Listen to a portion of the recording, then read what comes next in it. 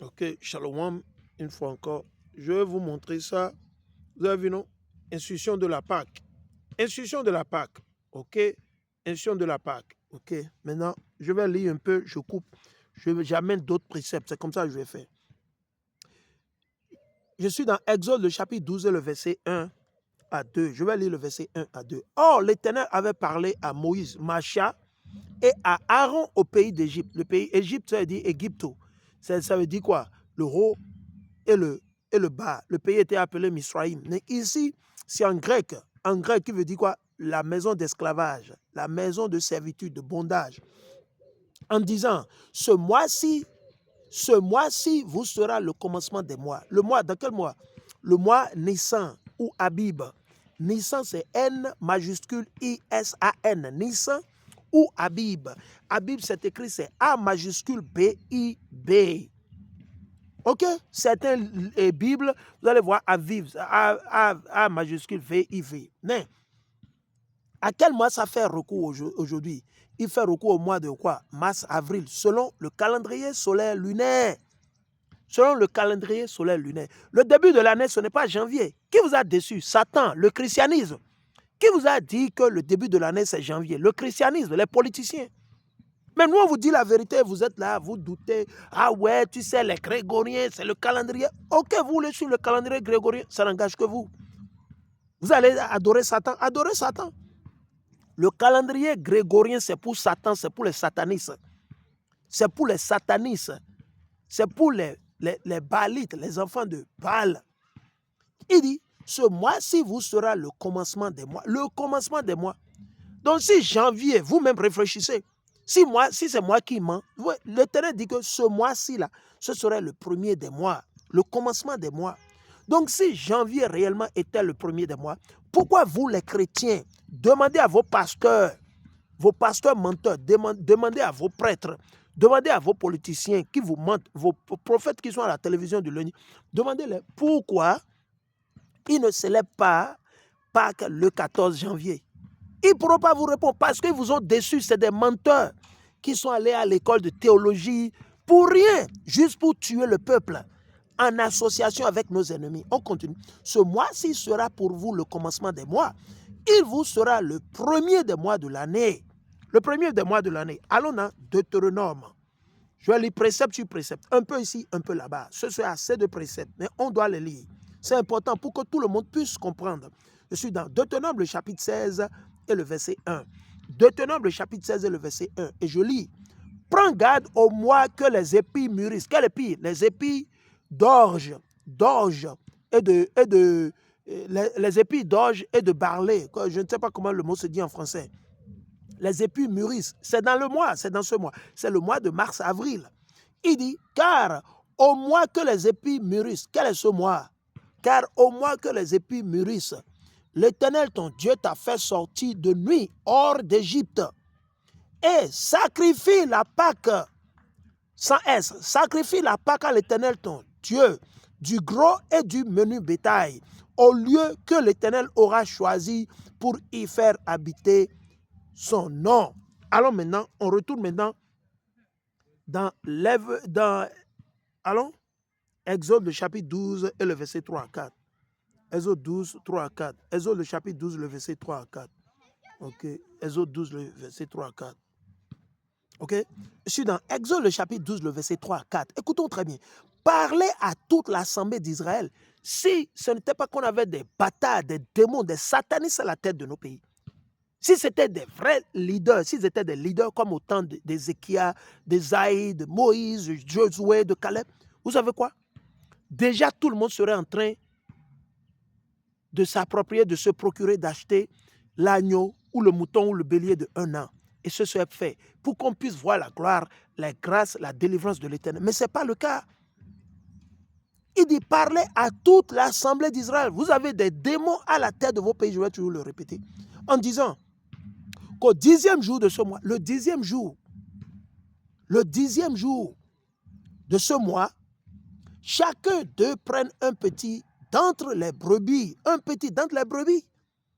ou d'entre les chèvres, soit les chèvres, soit les brebis, mais ça doit être le mâle, on va continuer. Selon les familles des pères, un petit dis-je, d'entre les brebis ou d'entre les chèvres, selon les pères, selon les hommes, selon les brebis mâles. Vous ne pouvez pas utiliser les brebis ou la chèvre ou les trucs femelles. Non. Vous devez utiliser rien que quoi? Le mâle, le mâle, le mâle, le mâle, le mâle, le mâle, le mâle. On continue. Il dit, ça vous a dit, selon les familles des pères, un petit dis-je, d'entre les brebis ou d'entre les chèvres par famille. Mais si la famille est moindre, si c'est une petite famille, qu'il ne faut pour manger un petit d'entre les brebis, c'est comme si c'est une famille de 5. Ils ne sont que 5. Ils ne pourront pas manger un mouton, eux seuls. Donc, qu'est-ce qu'il fait? On va voir ce que l'Éternel a préconisé. Il dit, mais si la famille est moindre, est petite, qu'il ne faut pour manger un petit d'entre les brebis ou d'entre les chèvres, qu'il prenne son voisin qui est près de sa maison. Vous voyez ça? Vous voyez comment l'Éternel est parfait? Vous vous associez avec votre voisin. C'est-à-dire vous faites moitié-moitié. Là, peut-être l'autre voisine, la maison qui est à côté et la maison qui est à côté, les deux, peut-être au total, vous êtes au nombre de 20. Ok, 20, c'est bon. C'est un exemple. Vous pouvez manger un brebis. Vous pouvez célébrer Pâques avec un brebis. Ok, tranquille. Maintenant, si les 20, un brebis ne va pas suffire. Si c'est 2, vous devez acheter 2. Mais vous vous associez. Il dit quoi?